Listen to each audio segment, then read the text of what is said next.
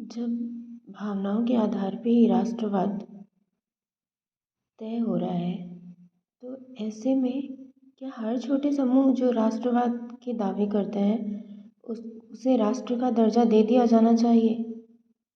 नहीं, यह व्यावहारिक तौर पर संभव नहीं होगा।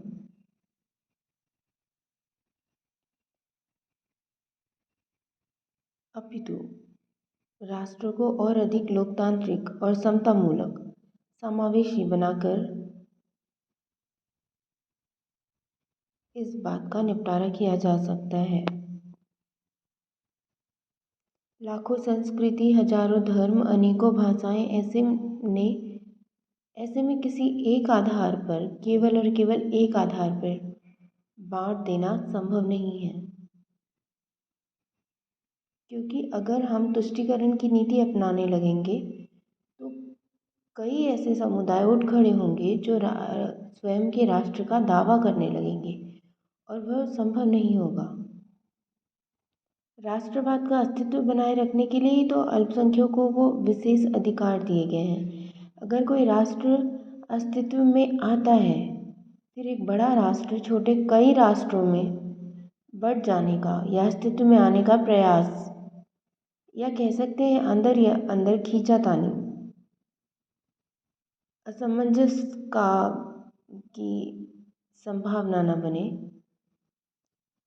इसलिए राष्ट्र राज्य को लोकतांत्रिक बनाने पे जोर देना चाहिए और हर छोटे समूह जिन्हें हम अल्पसंख्यक कहते हैं, यह नहीं कि भारत में 6 ऐसे समुदाय हैं जिन्हें अल्पसंख्यकों का दर्जा दे दिया गया,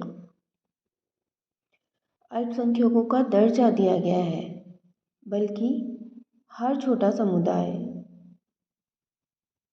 जो राष्ट्र में स्वतंत्र रूप से सहज महसूस कर सके,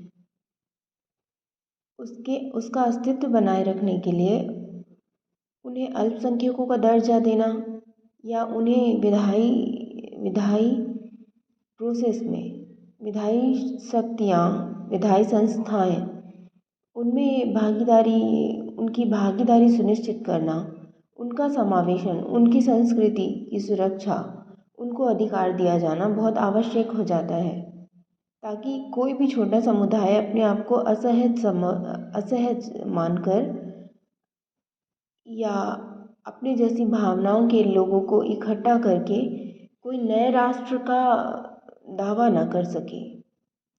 उनको अब अपने बड़े से राष्ट्र में ही अपनी स्वतंत्रता, अपना अस्तित्व सुरक्षित लगे। इसलिए अल्पसंख्यकों का दर्जा दिया जाना और उनको शासन में अधिकार दिया जाना बहुत आवश्यक हो जाता है। इससे निश्चयात्मक भेदभाव, एक अवधारणा है निश्चयात्मक भेदभाव की। अगर भेदभाव किया जाता है समानता लाने के उद्देश्य पर, तो उसे निश्चयात्मक भेदभाव कहते हैं। जैसे आरक्षण, हम उसे निश्चयात्मक भेदभाव कह सकते हैं। समावेशी रीति, समावेशन, हर छोटे समुदाय का समावेशन, उनकी भावनाओं, ये भावनाएं हैं जो राष्ट्रवाद को जन्म देती है और ये भावनाएं हैं जो नक्सलवाद को जन्म देती हैं। तो शासन, जो सरकार में बैठे हैं, जो शासन है, उनका दायित्व हो जाता है कि हर छोटे समुदाय को बड़े राष्ट्र के अंदर स्वतंत्र फील हो, स्वतंत्रता महसूस हो, उनका अस्तित्व, उनका स्वतंत्र अस्तित्व, उनका वजूद, उनके लिए इनफ स्पेस प्रोवाइड कराया जाए।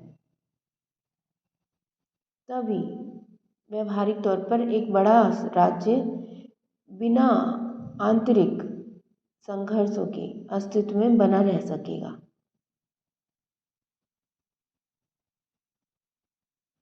बातचीत, वार्ता से ही समाधान मिलेगा, ना कि दमन से या तुष्टीकरण की नीति से।